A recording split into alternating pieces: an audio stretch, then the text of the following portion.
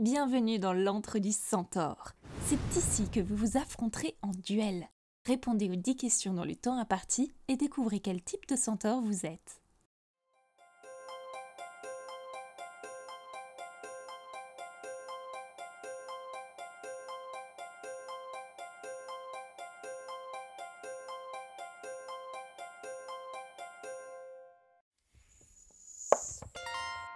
Première question. Parmi ces créatures, sauras-tu reconnaître un nonocentaure?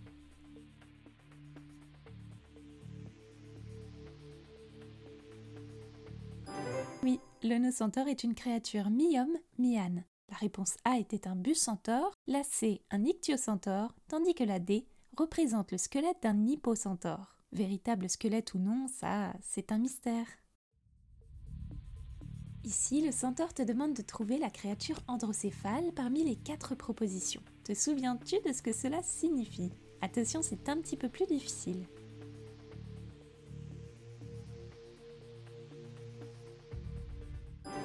Et oui, les lamassus sont bien des créatures androcéphales, c'est-à-dire à tête humaine. Eux avaient un corps de taureau ou de lion et des ailes d'aigle. Il s'agissait de génies protecteurs dans la mythologie mésopotamienne. Peux-tu maintenant dire au centaure qui était Claude Gallien? Je l'ai évoqué dans la première vidéo. Alors était-il un centaure, un médecin grec, un historien grec ou bien un youtubeur?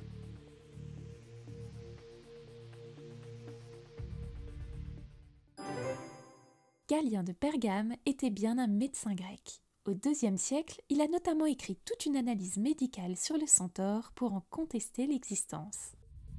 Quatrième question.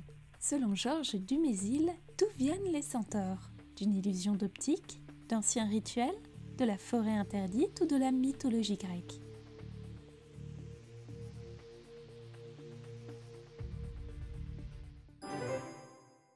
Georges Dumézil a en effet affirmé que les centaures proviennent en réalité d'anciens rituels indo-européens. Les villageois portaient alors des masques et des costumes de chevaux et le centaure est né. Comment s'appelait l'épouse d'Ixion? Mia, Dia, Gaïa ou Naya?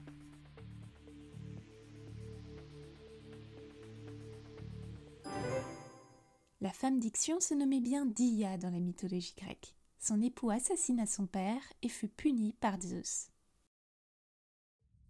Sixième question. Cette fois, le centaure te demande de lui dire ce qu'est la centauromachie. Est-ce la science des centaures, une variante de la corrida, du tir à l'arc à cheval ou un combat de centaures?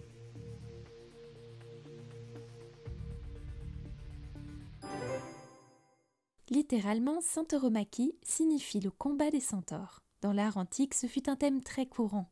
Le plus célèbre demeure celui entre les centaures et les lapites. 2 de ces créatures sont souvent exploitées pour leur aspect humain. Alors s'agit-il du cyclope, du sphinx, de la sirène ou du centaure?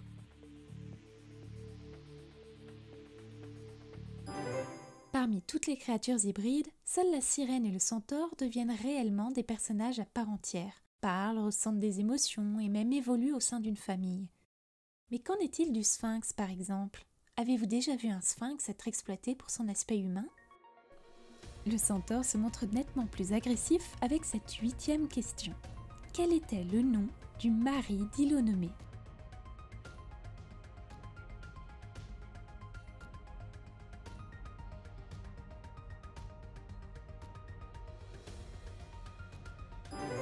Alors là, bravo à ceux qui auront eu la réponse.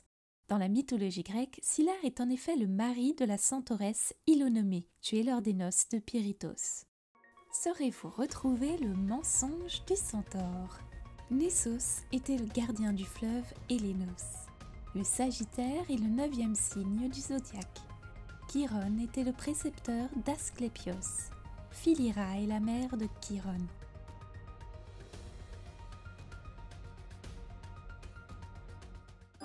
Nessos était le gardien du fleuve Événos et non Hélénos. C'était un piège difficile, je vous l'accorde. Mais bon, un combat contre un centaure n'a rien d'évident. Ultime énigme du centaure. Ils sont au-dessus des rois. Nul ne peut ignorer leur colère. Ils sont bien éphémères parfois, et leur sang nourrit la terre.